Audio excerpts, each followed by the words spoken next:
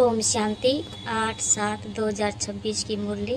बाप दादा ने कहा, मीठे बच्चे, इस सभा में 12 मुखी बनकर नहीं बैठना है, बाप की याद में रहना है। मित्र संबंधी अथवा धंधे आदि को याद करने से वायुमंडल में विघ्न पड़ता है। प्रश्न, तुम बच्चों के रूहानी ड्रिल की विशेषता क्या है जिसे मनुष्य नहीं कर सकते? उत्तर, रूहानी ड्रिल बुद्धि की है। उसकी विशेषता यही है जो तुम आशिक बन अपने मासूक को याद करते हो। इसका ही इशारा गीता में भी आया है, मन मना भव। परंतु मनुष्य अपने मासूक परमात्मा को जानते ही नहीं, तो ड्रिल कैसे कर सकेंगे?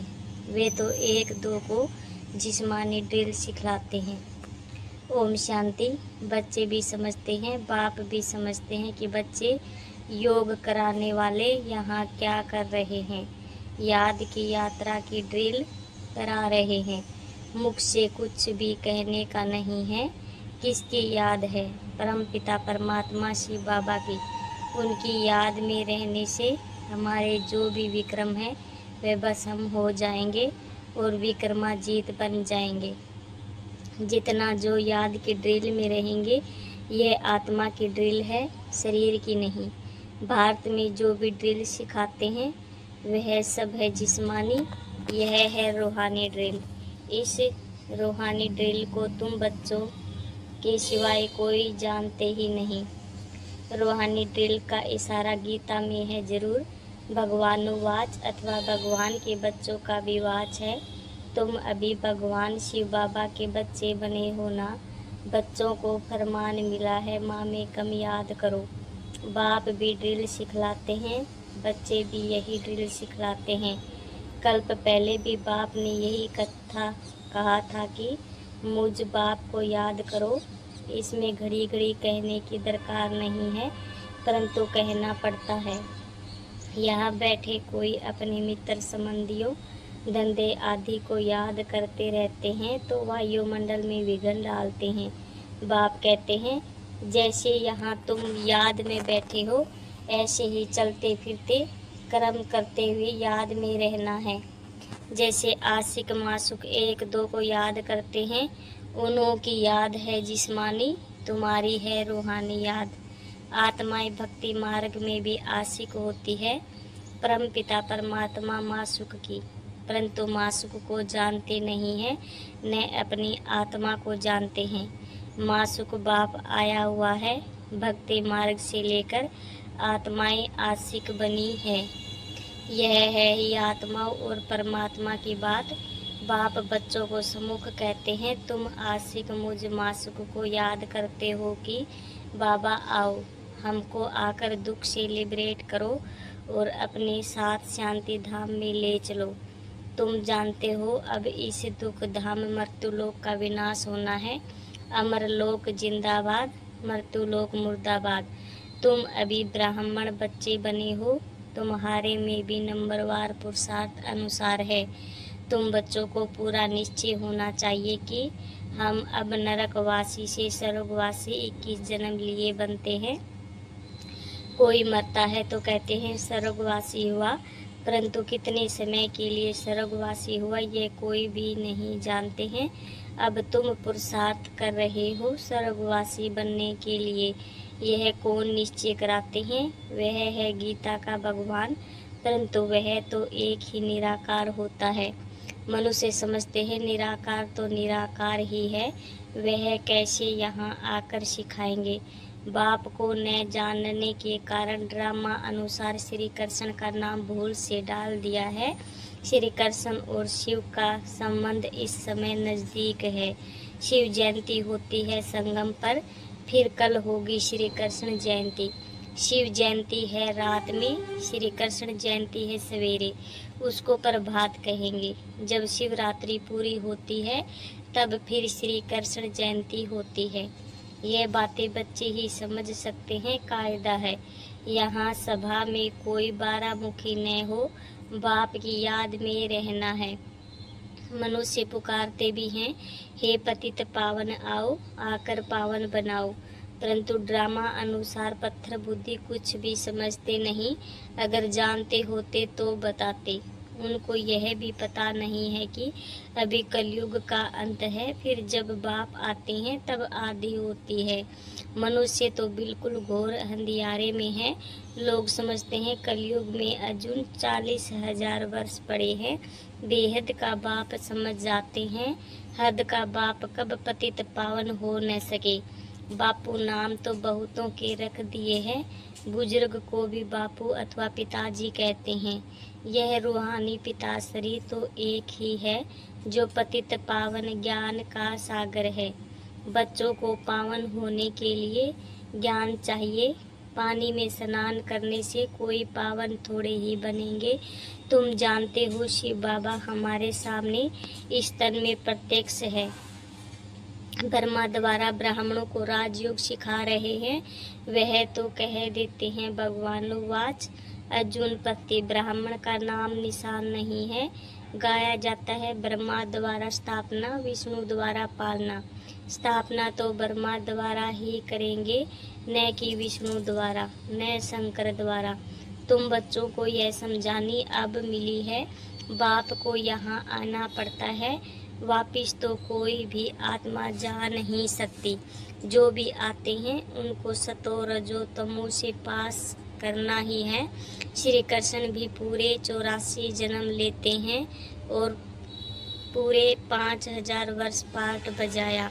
जब आत्मा पेट में है तो भी जन्म तो है। श्री कृष्ण की आत्मा जब सतयुग में आती है, गर्भ में प्रवेश किया, तब से लेकर 5000 वर्ष में 84 जन्मों का पाठ बजाना है।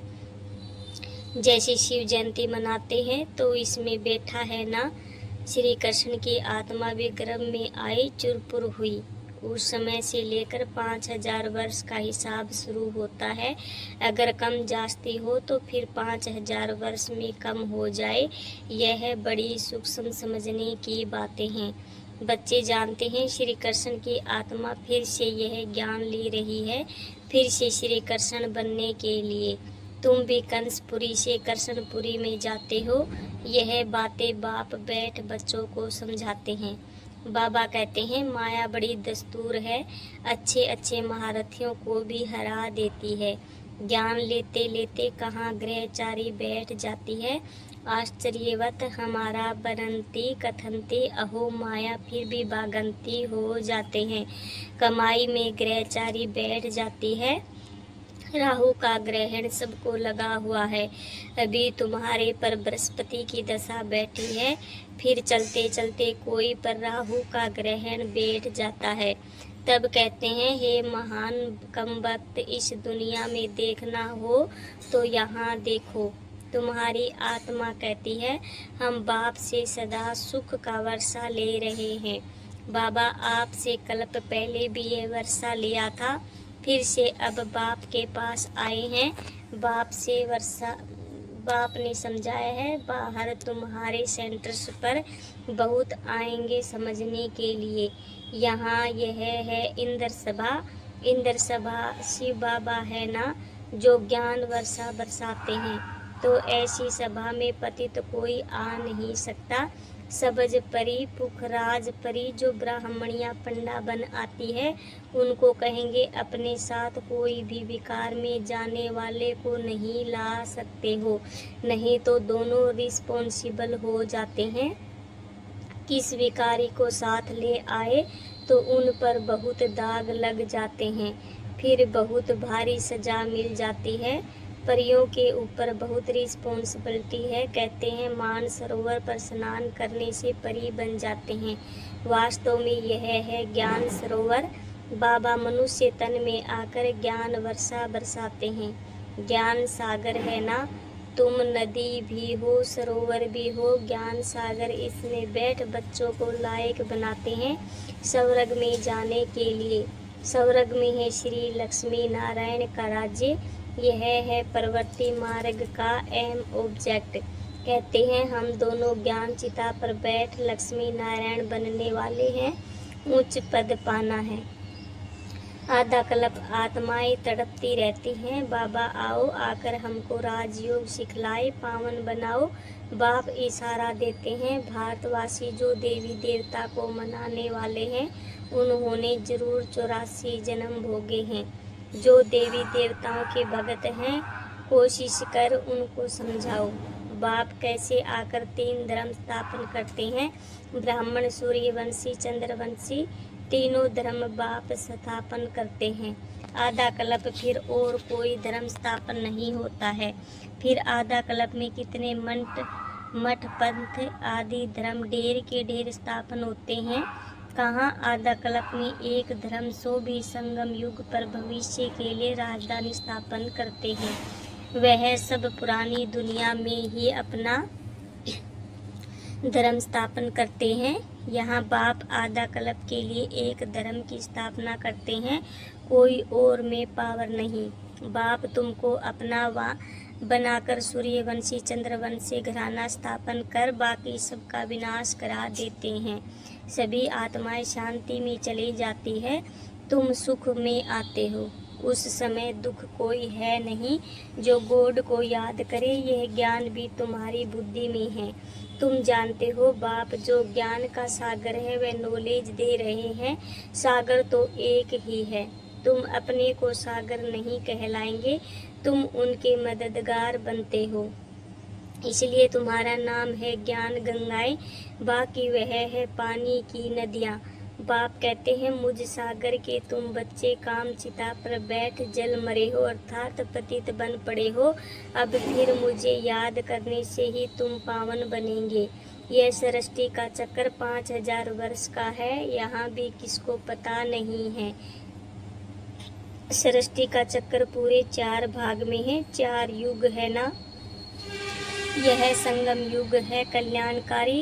कुंभ कहते हैं ना, कुंभ कहा जाता है मेले को। नदी आकर सागर से मिलती है, आत्मा आकर परमात्मा से मिलती है, इसको कुंभ कहते हैं। आत्मा और परमात्मा का मेला भी तुम देखते हो, तुम आपस में मिलते हो, सेमिनार करते हो, इसको कुंभ नहीं कहेंगे।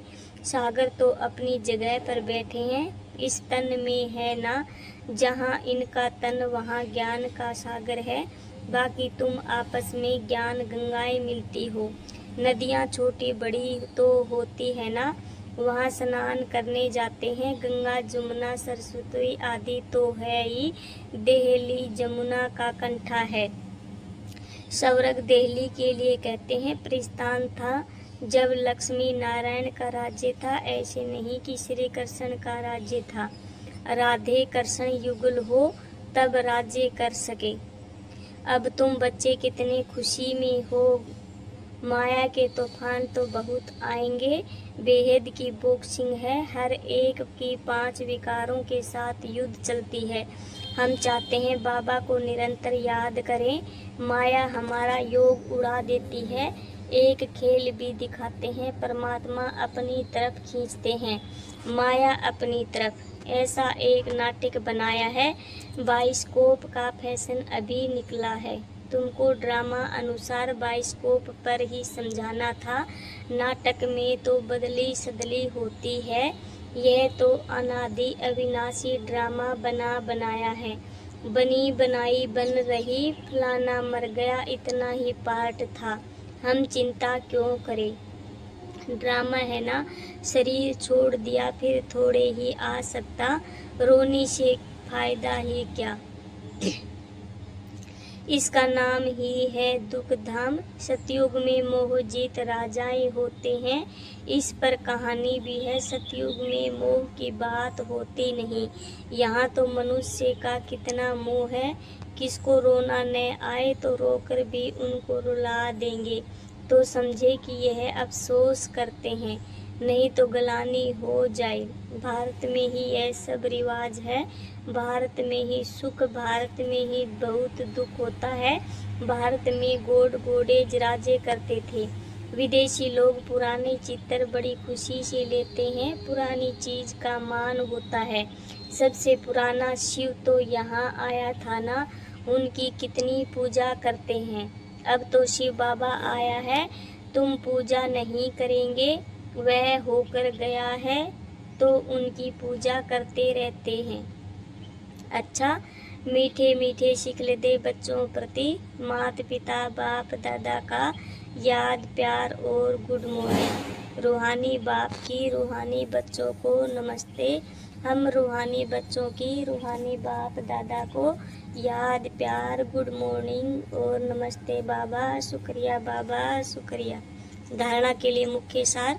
ड्रामा के ज्ञान को बुद्धि में रख निश्चिंत बनना है।